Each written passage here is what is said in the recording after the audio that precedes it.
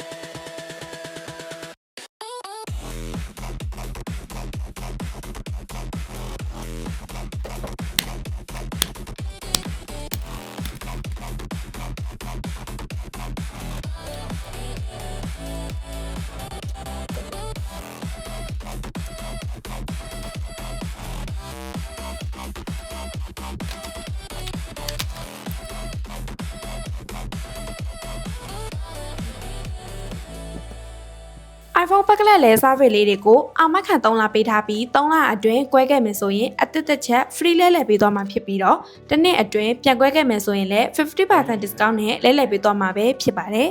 ။အခြားစားဖေးလေးတွေနဲ့ပတ်သက်ပြီးသိချင်တာရှိရင်လည်း comment မှာမေးသွားလို့ရပါတယ်ရှင်။